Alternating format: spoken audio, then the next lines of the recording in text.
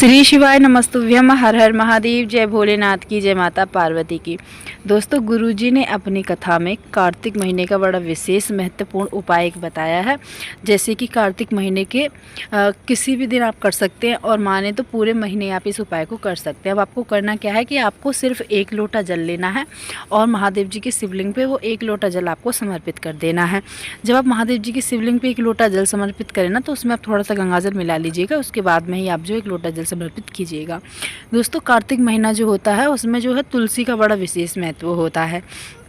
अब जैसे तुलसी है तो आपको प्रत्येक दिन शाम के समय में तुलसी के पास में एक दीपक ज़रूर प्रज्वलित करके रख देना है। अब जैसे शाम के समय में जब रात्रि हो जाती है तो 6 बजे के आसपास एक दीपक ले लीजिएगा आप देसी घी का, और वो दीपक मट्टी का भी बना सकते हैं, आटे का भी बना सकते हैं, और मट्टी का दीपक होता ही है। तो आप जो है एक आटे का दीपक या फिर एक मट्टी का दीपक बना लीजिएगा और उसे जो है प्रत्येक दिन आप तुलसी की जड़ में प्रत्येक दिन कार्तिक महीने में प्रज्वलित करके रख दीजिएगा।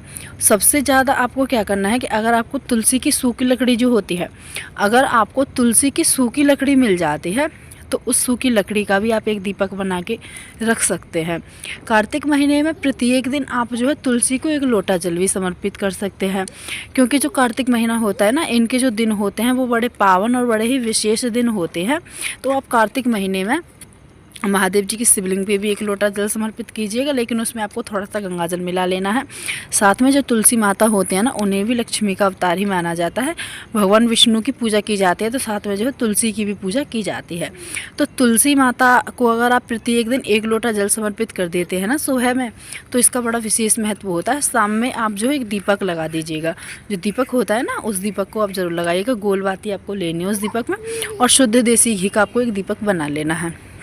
अगर आपको तुलसी की सूखी लकड़ी मिल जाती है तो सूखी लकड़ी का दीपक आप बना लीजिएगा, और फिर उस बाती को प्रज्वलित करके आपको कहाँ रखना है, कृष्ण भगवान के सामने पे। जी हाँ दोस्तों, अगर आपको सूखी लकड़ी मिल जाए तुलसी की तो उसका एक दीपक बना लीजिएगा और कृष्ण भगवान के सामने रख दीजिएगा, क्योंकि सूखी लकड़ी जो होती है ना, उसका भी बड़ा विशेष महत्व होता है।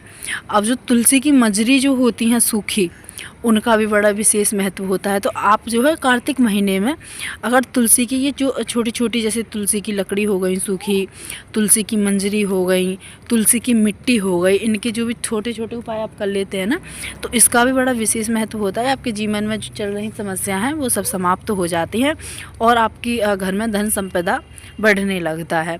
अब जैसे कि तुलसी की सूखी लकड़ी आपको सूखी मंजरी जो होती हैं वो आपको मिल जाए ना, तो तुलसी की सूखी मंजरी भी आप जो है उठा के किसी पोटली में बांध के रख लीजिएगा।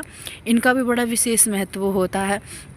और सूखी लकड़ी का मैंने आपको बताया ही, आपको सूखी लकड़ी फेंकनी नहीं है, सिर्फ सूखी लकड़ी का आप एक दीपक बना के और उसे आप जो है प्रज्वलित कर सकते हैं। अगर आपको सूखी लकड़ी नहीं मिलती है तो आपको गीली लकड़ी का इस्तेमाल नहीं करना है।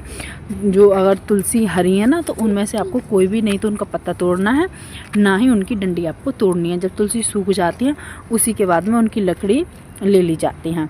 अब आप जो है प्रत्येक दिन जो है एक दीपक ज़रूर जला दीजिएगा तुलसी का नाम लेके। तुलसी के पास में, तुलसी की जड़ में सुबह 1 लोटा जल जरूर समर्पित कर दीजिएगा। जब महादेव जी के मंदिर में जब आप 1 लोटा जल समर्पित करने के लिए जाए ना सुबह में, तो उसी समय आप 1 लोटा जल तुलसी में भी ज़रूर डाल दीजिएगा।